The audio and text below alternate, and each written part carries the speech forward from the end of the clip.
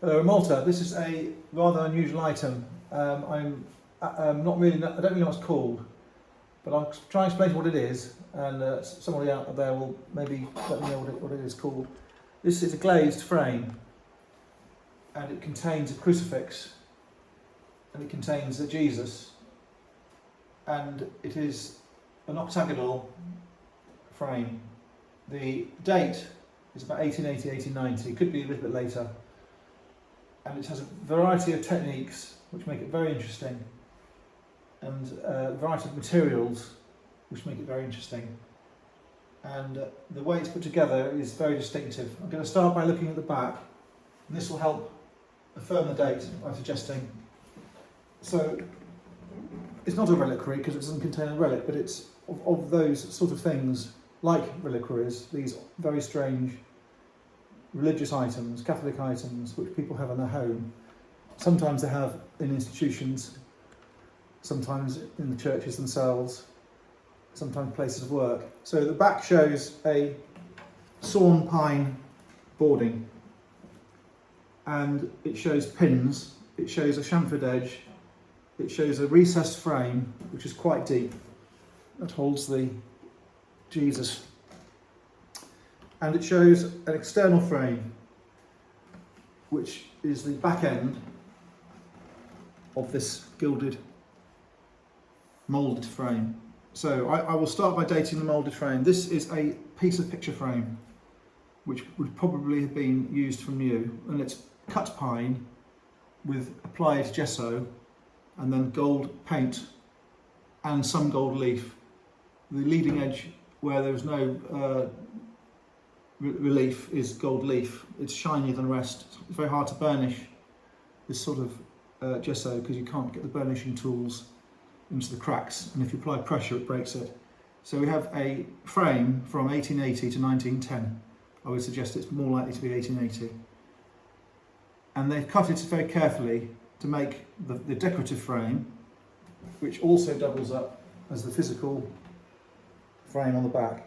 So this thing has not been cobbled together by someone in a shed or in a bedroom or in a cellar. It's been made by someone who knows how to do it properly.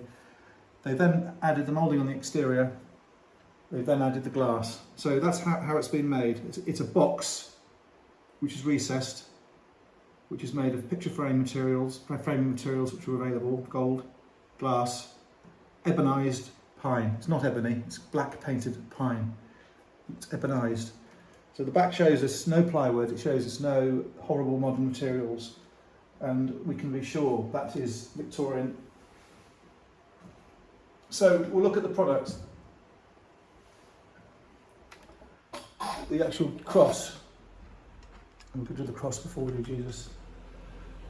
The cross is made of the same profiled wood as the central moulding in this triple banding here, and rather unusually this wood, which has been shaped, has had foil wrapped around it in a very neat way. So there is a spiral of foil going round and round, and you can see where the metal joins. It's not gold leaf, it's foil, and you will have seen shop fronts made of foil, sometimes squenched up, sometimes not. So that's an expensive material.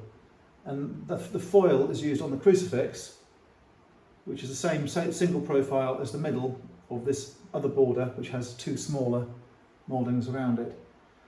You've got another moulding in the corner, which has another decorative effect, and I think that's just a ribbon with metallic trim, which again is wrapped round and round in a really pleasing way. So apart from those, you've then got these roundels which hold paste or cut glass, fake gems, and on the sides as well.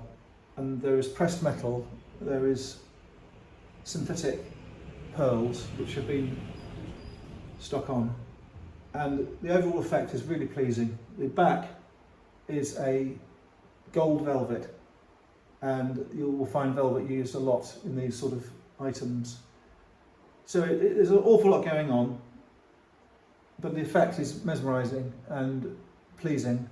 The Jesus is cartapesta, LECCE, meaning in the toe of Italy there's a place called LECCE, L-E-C-C-A, where they make these models of Jesus particularly, and other things as well. And the idea is this cartapesta is poor man's marble, and it is made of plaster, rags, paper mache, clay, whatever they can find, gesso, glue, to make up these figures.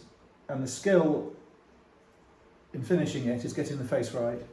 So you've got good eyes and individual teeth, hair, you've got the blood, you've got the skin, you've got the cloth, you've got the crown of thorns done in some detail, and it's